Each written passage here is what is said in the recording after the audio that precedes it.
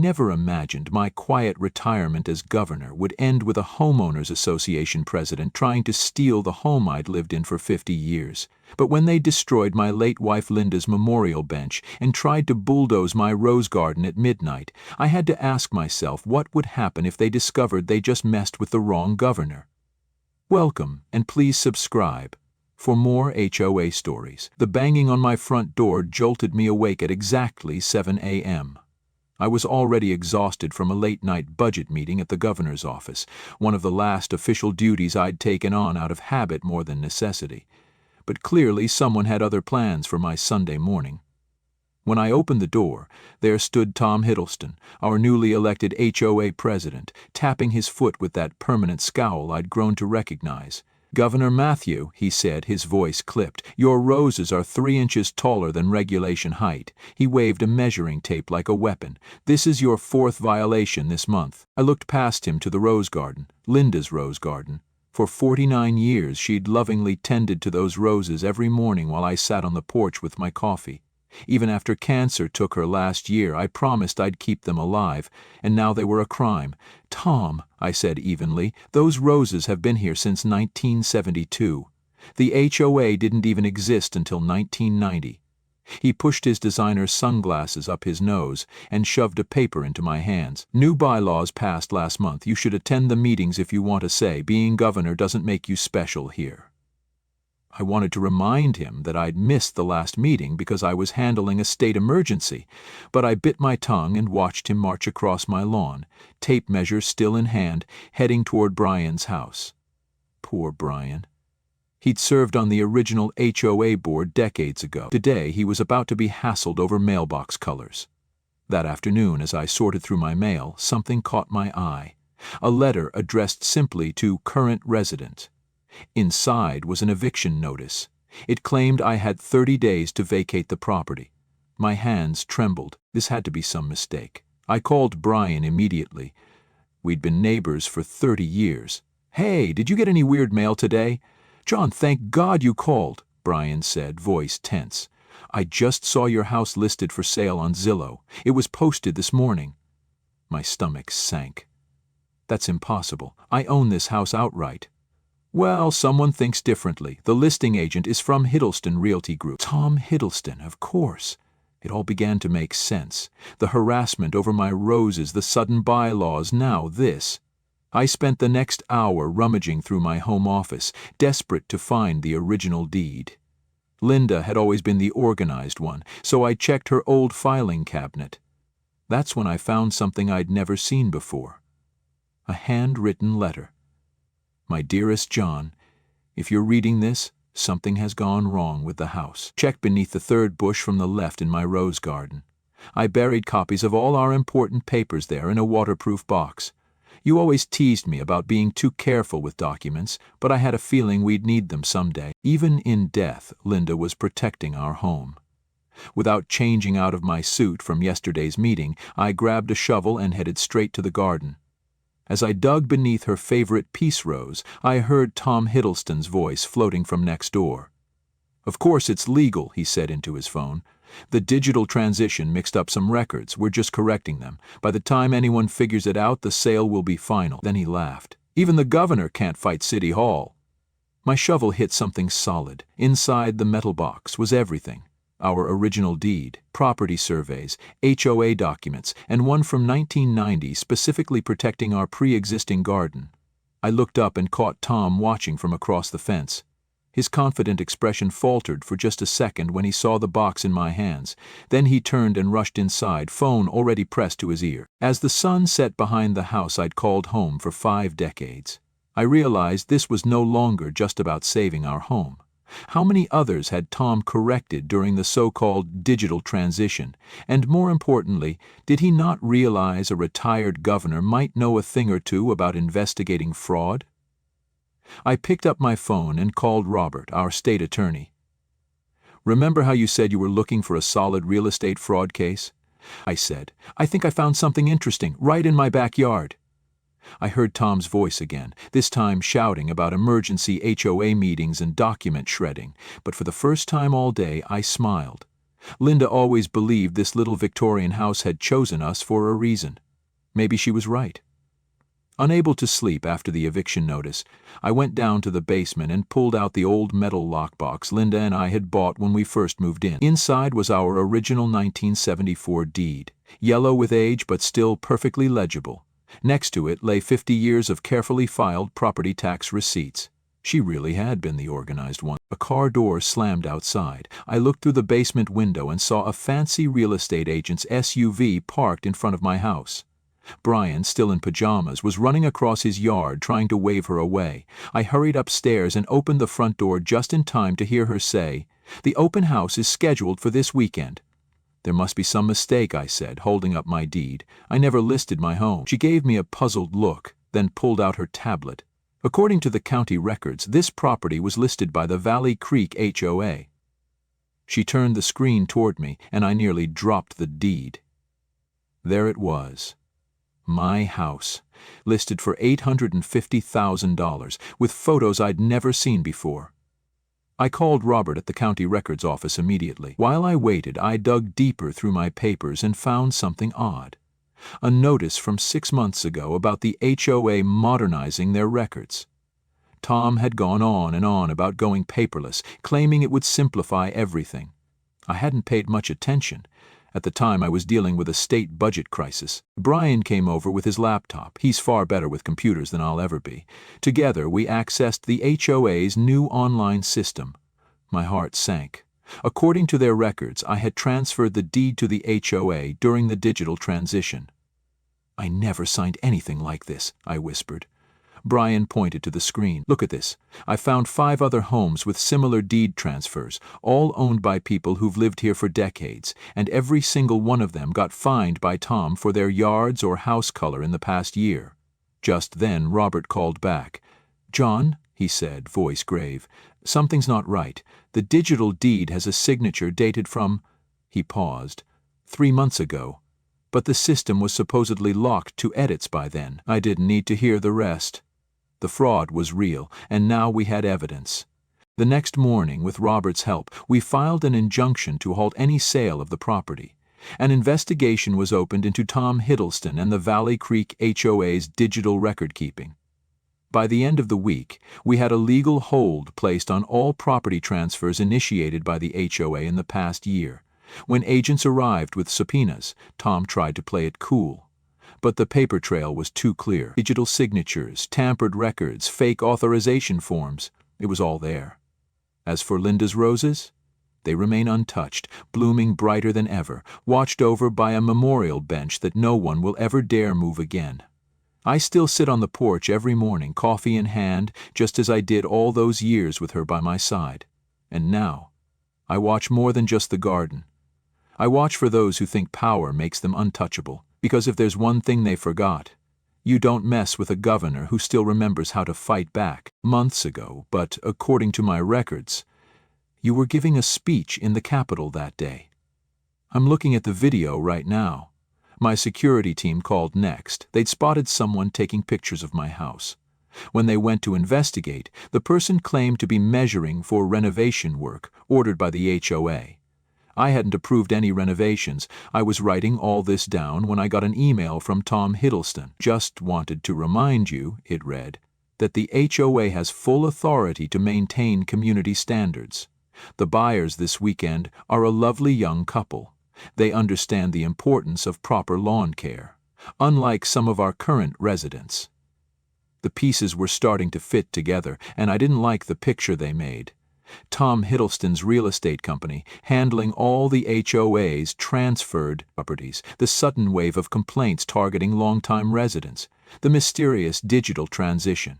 My years in politics had taught me to spot a scheme, and this had all the marks of one. A movement caught my eye through the window.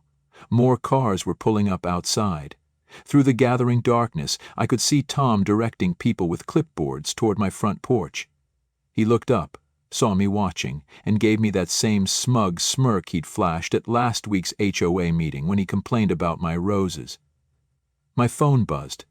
A text from Jennifer, the HOA secretary. "Governor, please check your email. There's something you need to see about the records transfer, but don't let Tom know I sent it." The emergency HOA meeting was packed. Worried neighbors filled every seat. When I walked in, I wasn't wearing a suit or tie. Today, I came in my gardening clothes, dirt still fresh on my knees from checking on Linda's roses one last time. Tom's face turned red when he saw me dressed so casually. He always hated that I kept working in my garden even after becoming governor. I took my seat in the front row, placing my old leather briefcase on the floor. Inside were every document proving I owned my home since 1973. Brian sat next to me and gave my shoulder a supportive squeeze. The room buzzed with whispers. No one had ever seen an emergency meeting called so suddenly. Tom took the podium in a bright red blazer, tapping his manicured nails on the wood. "Governor Matthew," he said, dragging my title like it was a dirty word. "I assume you're here to discuss the property situation?" He smiled that fake smile he always wore when complaining about my garden hose being visible from the street. "You could say that," I replied, my voice steady. "Linda had taught me long ago never to let them see you rattle. I'm here about you trying to sell my home, without my permission." The room went silent. You could hear the air conditioner humming. Tom's smile widened, but it had a dangerous edge now. He pulled out a stack of papers from his designer bag. "Actually," he said, "according to our new digital record system, you haven't owned that property since last year's database update." I stood slowly, knees creaking just a bit. "Tom, I've lived in that house for 50 years. I have every document since 1973, right here." I patted my briefcase. "You can't just type something into a computer and make my home yours to sell."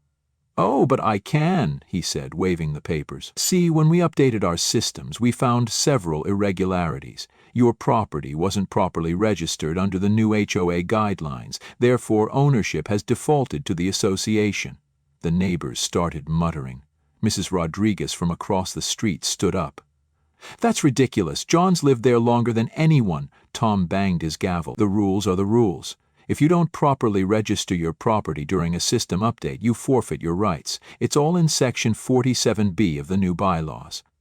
That's when I smiled and reached into my briefcase. "Interesting you mention those new bylaws, Tom. I have here the original HOA agreement from 1980. It clearly states that any changes to registration requirements must be approved by a 75% vote of homeowners." I pulled out another paper. And look what I found in the county records. No such vote ever happened. Tom's face went pale. He shuffled through his papers faster. That's not relevant. The digital transition supersedes the law," a deep voice came from the back. "I'd be very interested in hearing how a computer database supersedes 50 years of legal property records," said Robert, my old friend and state attorney, as he stood up. Tom's hands started to shake. "This meeting is adjourned." He gathered his papers in a rush, but in his haste one sheet slipped to the floor. Brian scooped it up before Tom could grab it. "Hey, this is a sale contract," he said, voice rising, "dated 3 months ago. You've been trying to sell John's house since January?" The room erupted. Neighbors shouted over one another. Tom backed away from the podium as questions flew from all directions. I watched him pull out his phone, fingers flying over the screen. Later we'd discover he was frantically deleting emails. What he didn't know was that Jennifer had already saved backups. "Tom," I said, my voice cutting through the noise, "I think you should know. I just signed an executive order this morning creating a state task force on housing fraud." I paused. "Would you like to guess who's leading it?" He ran for the door, high heels clicking on the tile. But Robert was faster. 2 uniformed officers were already waiting in the lobby. Tom's designer bag hit the floor. More papers spilled out, documents that would lead us down a rabbit hole none of us expected. Brian picked up the gavel Tom had dropped. "I move for an immediate vote to remove Tom Hiddleston as HOA president. All in favor?" Every hand in the room shot up, but somehow I knew this was just the beginning. Later that night, I sat in my study staring at the walls of evidence we'd gathered. Something didn't add up. The paper trail was too messy for someone as careful as Tom. A knock at the door. Jennifer stood there with tears in her eyes and a USB drive trembling in her hand. "Governor Matthew," she whispered, closing the door behind her. "I can't sleep at night anymore.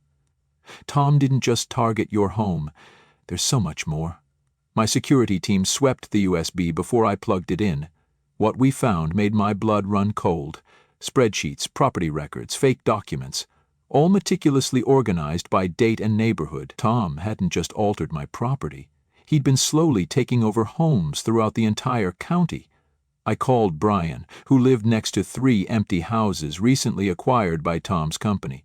He arrived quickly with his daughter Emma, a data analyst who'd long suspected something was off about the neighborhood's property records. "Look at this pattern," Emma said, pointing to her laptop. "Every target is either elderly, too busy with work to notice the changes, or living out of state." She scrolled through the database. Tom's company swoops in, claims HOA violations, then suddenly discovers ownership problems. Jennifer's hands trembled as she opened more files.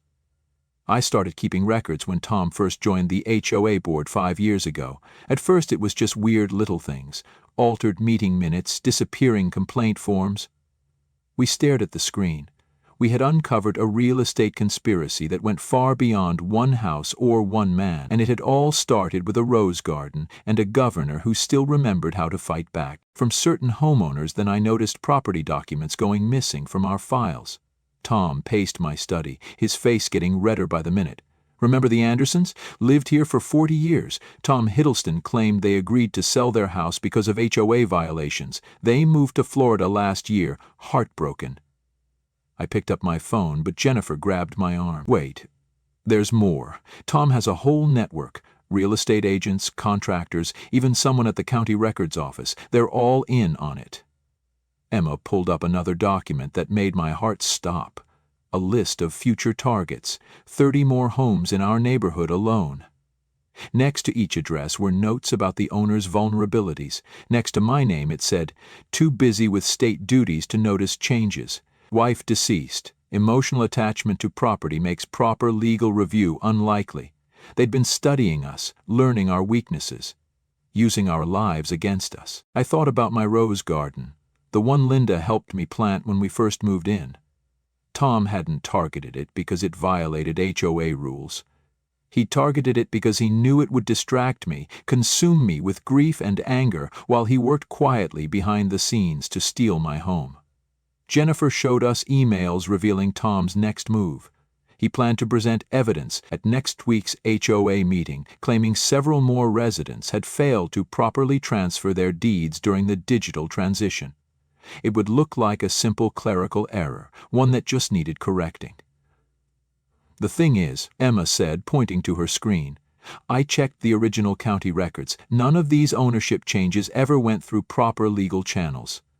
Tom's been creating parallel paperwork that looks official, but isn't properly registered. He's counting on no one checking the actual county records." As we dug deeper, Brian noticed something strange about the dates. Every property takeover attempt had occurred during major state events, times when I'd be too busy to notice neighborhood drama. I sat back in my chair, finally understanding the scope of Tom Hiddleston's game. He hadn't just been stealing homes, he'd been building an empire, one forged in secrecy, manipulation, and weaponized bureaucracy, and he was doing it under the guise of community service, using our trust in the HOA system against us. The question wasn't just about saving my home anymore, it was about stopping him before he destroyed everything we'd built here. Jennifer stood straighter now, her fear hardening into fury. "I have copies of everything, Governor. Every email, every fake document, every secret meeting recording. I've been saving them for years, waiting for someone strong enough to take him down." I looked at the faces around me. Jennifer's quiet determination, Brian's righteous anger, Emma's sharp analytical focus. Tom Hiddleston might have money, power, and connections, but we had something stronger. We had truth, and a community ready to fight back. And he was about to learn that messing with people's homes is a dangerous game, especially when one of those people still has the full power of the governor's office behind them. Emma's laptop pinged. Tom had just called an emergency HOA meeting for tomorrow night. We looked at one another. We all knew it. The time for gathering evidence was over. Now we had to decide, did we spring our trap, or was Tom about to spring his? I was getting ready for bed when my phone buzzed. It was Brian. His voice was shaking. "They're here, with bulldozers." I rushed to the window and saw them, yellow machines crawling up the street like metal monsters in the night. My security team was already moving, flashlights cutting through the darkness as they surrounded 3 men in construction gear. The HOA president gave us permission, one worker claimed, waving a document that looked official, but I knew better. I'd been signing official papers for decades. Even from my window I could tell that one was fake. My hands trembled as I dialed the police, but my voice calm. I'd learned that trick from years of handling state emergencies. While I waited, I opened my laptop and started live streaming everything from my security cameras. If Tom wanted to play dirty, fine, but now he'd be doing it with the whole internet watching. The police arrived quickly. Their sirens were silent, but their lights were bright. Officer Rodriguez, who'd grown up in this neighborhood, took one look at the paperwork and shook his head. "This authorization is dated for next week," he said, holding back a grin. "Looks like someone forgot to check the dates before they forged it. I thought that would be the end of it." I was wrong. The next morning, while my security detail changed shifts, something caught my eye through the kitchen window. Tom Hiddleston was standing by Linda's memorial bench, phone in hand, talking to someone. Before I could get outside, he was gone. But what he left behind broke my heart more than any bulldozer ever could. Linda's bench, where she used to sit and read stories to our grandkids, was in pieces. The bronze plaque with her name was missing. Our favorite quote about love and roses had been scratched out. 50 years of memories. Shattered, marble shards scattered across my lawn like broken promises. I heard the back door slam. Brian was already running over, phone out, recording everything. Jennifer joined us, crying when she saw the damage. "I got it all on my security camera," she said, pulling up the footage on her phone. "Tom did this himself, not even an hour ago." Then she gasped. She zoomed in on the screen. In the background, barely visible behind Tom's shoulder, stood a man I recognized. A developer who had been trying to buy up our block for years. They were pointing at papers, pointing at houses on our street. My security team found 3 hidden cameras installed around my property, all linked to an unknown IP address. Tom hadn't just been harassing me. He'd been studying me, tracking my movements, learning my schedule, watching for when the house was least protected. I sat in my garden, surrounded by the shattered pieces of Linda's bench, and felt something shift inside me. But Tom didn't know about the hidden camera inside Linda's old birdhouse, the one I never had the heart to take down, or the GPS tracker my security team had quietly placed on his car after the first threats started, or that his phone had been automatically connecting to my property's guest Wi-Fi, logging every visit. As I picked up the broken marble, my phone lit up with messages from neighbors. They were sharing their own footage. Tom had been busy last night putting up condemned notices on every home owned by someone over 60, but he'd made one critical mistake. The notices used the official state seal, my seal. I looked at the broken bench and remembered what Linda always said: everything happens for a reason. Maybe she was right. Tom thought he was destroying evidence. Instead, he gave me the proof I needed to end this. Proof he was impersonating a state official. That evening, as the sunset painted my rose garden gold, my phone buzzed with another alert from my security system. Tom was back, but this time he wasn't alone. He brought a whole team of people in suits, but the moment they saw the state police cars quietly parked along the street, everything changed. Tom's face fell. He finally realized what his greed had done. He hadn't just picked a fight with an old man who loved roses. He had declared war on a governor, and this time, the governor was fighting back. The morning started with sirens, not the usual kind that came with my security detail, but the loud ones that meant business. I was sipping my coffee when 3 state police cars pulled up to Tom Hiddleston's house across the street. My neighbor Brian ran over, still in his bathrobe, nearly spilling his own cup. "You won't believe what Jennifer just sent me," he said, holding up his phone. The HOA's financial records glowed on the screen, showing money transfers to offshore accounts. Tom hadn't just been stealing homes. He'd been running a full-blown criminal operation. I watched from my porch as Tom emerged, still in his designer pajamas and that pearl necklace he always bragged about. Even now he held his chin high like he owned the entire neighborhood. The officers read him his rights while he stood there, hands cuffed behind his back, his perfect hair tousled by the morning breeze. "This is ridiculous," he shrieked, loud enough for the whole street to hear. "Do you know who I am? I'm friends with Senator Parker." That made me chuckle. Parker had lost his seat last year in his own scandal. Neighbors began pouring out of their homes, some still in pajamas, others dressed for work but too curious to leave. Mrs. Johnson from number 42 stepped outside with her phone, recording, her hands trembling. Tom had threatened to fine her last month for having a wheelchair ramp he claimed was an eyesore. State Investigator Agent Rodriguez walked over to brief me. 3 counties. 17 neighborhoods, over 40 homes targeted, all followed the same pattern. Digital records mysteriously altered, sudden eviction notices, quick sales to Tom's real estate company, and massive profits from flipping the properties, Rodriguez said, handing me a thick folder. "Your home wasn't the first, but it will be the last. We found evidence going back 5 years. Some victims lost everything." A news van from Channel 5 arrived, followed by another from Channel 9. Tom saw them and immediately changed his tune. "Governor Matthew orchestrated this whole thing," he screamed, mascara smudged across his face. "He's trying to discredit me before the election. Ask him about the bribes." I stayed seated on my porch, calm as ever, sipping my coffee. The reporters looked at me, then at Tom being loaded into the back of a police cruiser, then back to me. They knew who to believe. 20 years in public service had taught me one thing: the truth always comes out. Jennifer arrived carrying boxes of documents. She looked exhausted, but proud. "I've been gathering evidence for months," she told the officers. "Every fake document, every changed record, every illegal sale." Tom thought no one would notice because he only targeted older residents, people who might not check their digital property records. More police vehicles arrived, this time heading toward Tom's real estate office downtown. Brian squeezed my shoulder gently. "Linda would be proud," he said quietly. "Remember how she always said your stubbornness would save the day someday?" The investigation spread like wildfire.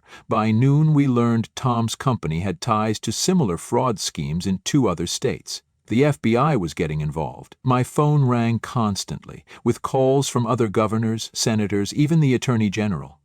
Tom's last words before the police car door shut were about my re-election campaign. He thought this was about politics. He never understood that some things matter more than power, like home, community, and doing what's right. I looked at my rose garden, at Linda's broken memorial bench, at the house we'd built over 50 years. A young reporter approached, microphone in hand, asking about my campaign plans. I smiled, thinking of the retirement papers still sitting unsigned on my desk at the Capitol. Tom had assumed I was fighting to hold on to power. But as I watched him driven away, I realized it was never about that. The real question was, how many other Toms were out there, thinking they could prey on good people just trying to live in peace? Tomorrow I would make my big announcement at the Capitol. But today I had roses to tend and a memorial bench to rebuild.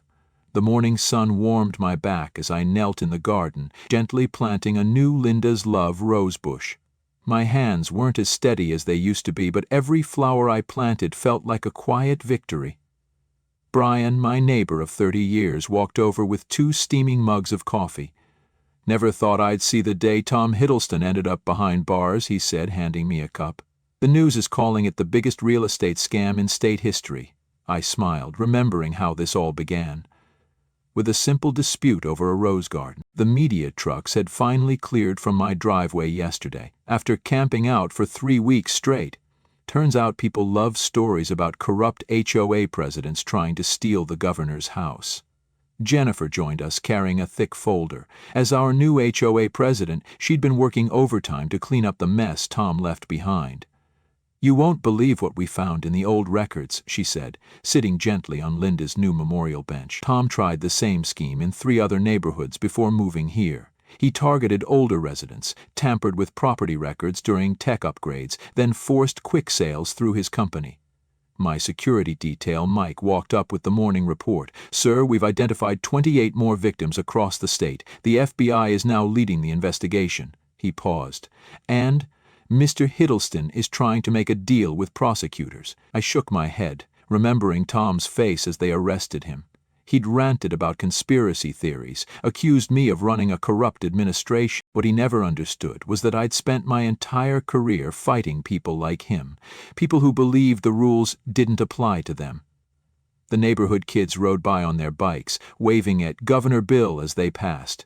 One of them, little Annie from 2 doors down, stopped to hand me a card she'd drawn herself. Inside was a picture of my rose garden with the words, "Our Hero," written in crayon. My phone buzzed again. Another message from the state attorney general. They wanted me to testify at Tom's trial next month. I thought about declining, about finally retiring and enjoying some peace. But then I looked at Linda's bench, remembered how Tom's goons had shattered the original. I knew I had to see it through. Brian helped me to my feet, my knees creaking in protest. "You know what Linda would say about all this?" he asked with a smile. "She'd laugh herself silly," I replied, brushing dust from my jeans. "Then she'd tell me to stop fussing and plant more roses." Jennifer spread out some papers across the bench. "Look at these new HOA bylaws we've drafted," she said.